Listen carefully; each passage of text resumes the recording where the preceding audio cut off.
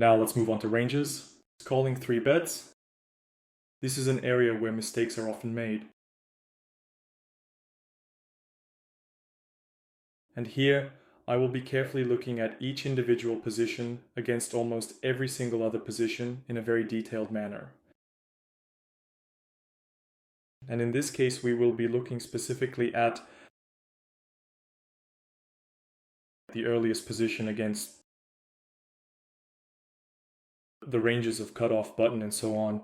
When we are out of position and now we are looking at hands that are profitable to call with, what I mean is we have categories of hands. Let's say Radwin Sun Grand 2 top, which has a plus of his call. In this case, for example, for Ace Queen 1.02 EV Polo. Also for King Queen, Call Jack, Ace Jack. Here that is, and also we have a category 0. His calling range is 8s, 9s, Jack 10, Queen 10, Ace Jack, and so on. Accordingly, based on this data, we will look at how both parts of your game are played out, plus how your 3-bet calls against the blinds are played using the same principle, plus his hands that show a profit when calling according to his range, and hands with 0, his calls to scare him. Accordingly, the first position is your UTG. And here we see that overall you have a positive win rate when you call. Our goal here is simply not to play worse than folding. And the next category is when you're on UTG, and here you have draws with 0 EV calls. Absolutely all of them that you play as a call, I can't really break them down here because the sample size is very small.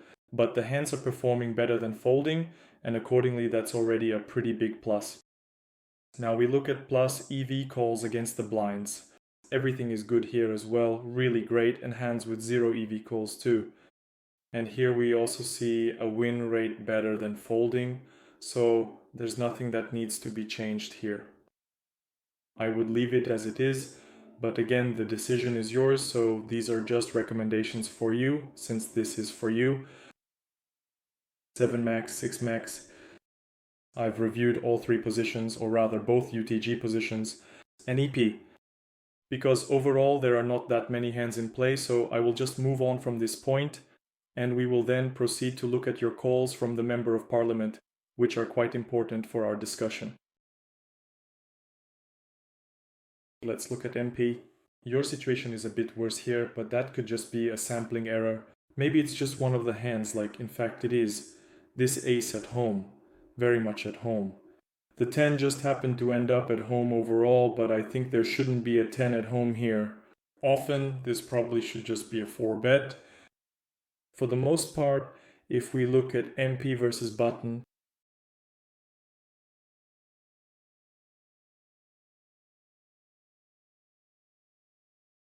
then a 10 at home shouldn't really end up here. In the call, your opponent's 3-bet should be higher than 10.5 for an ace at home with a 10. In this case, it was played through a call. That is, I don't think the opponent will have a 3-bet higher here, although, by the way, the opponent does have a rather high 3-bet, so maybe that's possible, but with a sample size of 1500, it might be completely inaccurate. So that's why this kind of conditional cooler resulted in a loss. Here you also have to hide the ballet. Apparently this is a flash of flash, so it's also worth looking at the ranges. 4-betting in heads up is often more likely just to play through a 4-bet than through a call.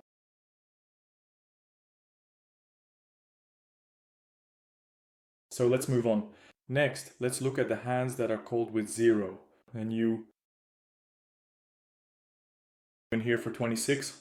Overall, it's genuinely hard to say anything and play positively. It's not really profitable, and it cannot be considered truly representative, that is to say real. Now here we're looking at the MPCEP in these blinds, and we see that we have some kind of drop in win rate. We can look at what caused it.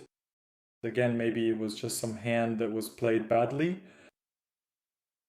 You should also pay attention to 3-bets from the big blind. That is, when you get 3-bet from the big blind, usually it's going to be a very narrow range, and people really don't 3-bet enough. Calling from the big blind is almost impossible here, so you should tighten up a bit. In other words, if we look at the game according to the solver, in this case you're in the MP position. Because it's a short-handed table, a raise from the big blind and a king at home here is definitely a fold. But if you consider that the 3-bet range there is say 7%, well, let's say it's 7% here. Here I have no further arguments. Most likely, everything is fine here. And actually, regarding the hand itself, let's talk about the play. That is, it's unlikely. A flush is going to be played this way, although it could be played, but only the nut flush, and it would be better to have some kind of blocker, like the ace of diamonds here. So in this case, you need to understand that the ace of this suit is not here. King of clubs, queen of clubs, most likely. And you're not blocking this strength with your hand. With the ace of spades, the only hand you're blocking is this narrow range of strong hands, and at the same time, you're blocking the folding range, meaning things like pocket kings, queens, or hands like king queen or queen jack. There can't be kings or queens here since you're blocking them, which are the hands that might sometimes fold on the turn. But if I were you, I would analyze this hand so you don't end up in such situations. And in general, this type of hand, because they can lead to losses. Next hand, here we have a limp, 3-bet, check, check. Overall, you can check, check, or you can bet. Neither is a mistake, specifically bet, bet. In the sense that you can immediately tell if your opponent check raises you, he has some strength, and your hands are too weak to continue. That's why you could have played bet, bet as well. With a second check, you'll most likely have jack 10 in your range, and for the opponent, 9s or 8s. Some queen x hands. I think you can easily play bet here. Yeah. Overall, it's pretty good, but I feel like the sizing isn't value oriented, meaning there's no clear understanding. What are we trying to value bet with this sizing if we're playing for value? For example, with ace queen. Some king queen hands. And that's probably it. If you have ace queen, then there are only 2 combinations of king queen left.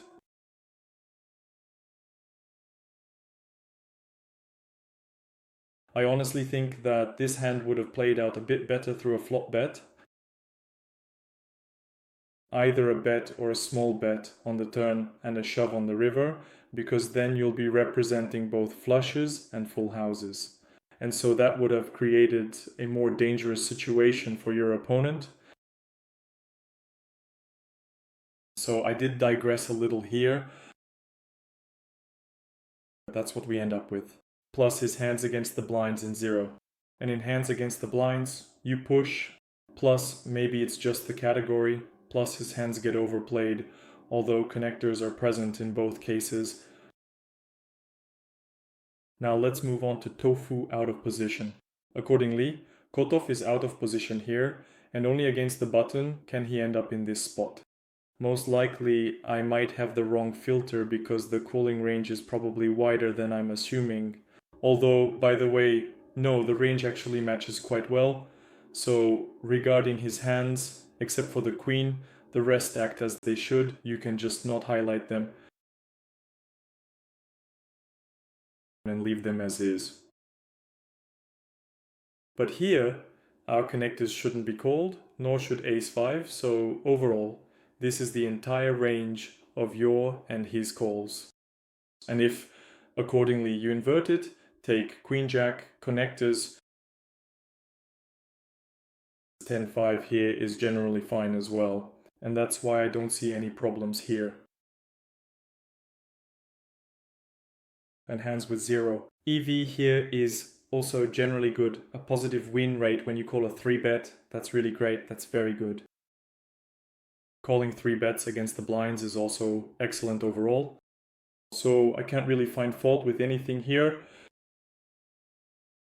And 0-0. His hands also play very well against the blinds. Next, we have the button position, and the button specifically against each position, SB and BB. This is because, as a rule, the BB should have a polarized range, while the SB has a linear one. And against the SB, here too, you're playing profitably, definitely a real machine. Again, this is all just about calling 3 bets, that's when you're not playing.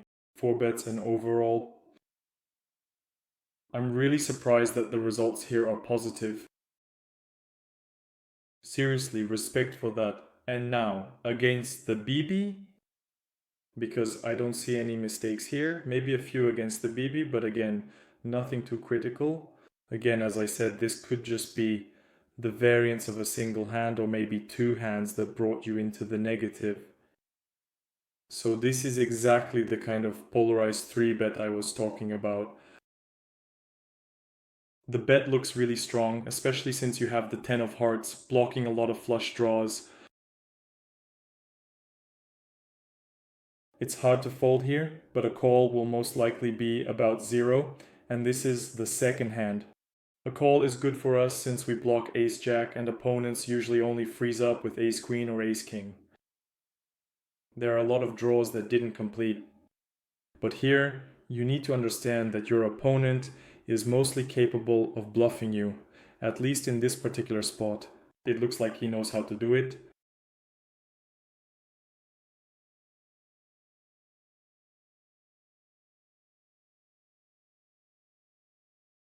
Well, overall there aren't that many bluffs, so it's hard to judge here, but in a vacuum, I would also call. But when you look at the field analysis, you'll probably notice some tendencies. But overall, there is nothing criminal here either. No, the range plays out well, that is, and here it is. 0. His hands? Here, of course, I think there is something to look at why this is happening. You may be overdoing it. And here, precisely on the button against VV, it is worth paying attention to some specific hands. The pockets are a plus here. 3-2 should not be there. Connectors, here of course the connectors really let you down. Should they even be called at all? That's a good question, and we'll see the answer to it now, as well as about the connectors. This is not the category that should always be in your calling range. So it's worth paying attention, but the sample size is very small. This could simply be a variance error, meaning just these hands. In general, this also shouldn't really be happening. Ace-7, you called a standard c-bet with it. There's no reason to do that. So if someone has a 3-bet of 16, then they will have a high fold to 4-bet, so you can 4-bet calmly, but I think that 16 is not super high, like 13. A standard person typically has 16. Sorry, that's all for now regarding the topic of calling 3 bets in poker. We've covered the essential aspects of this particular strategy.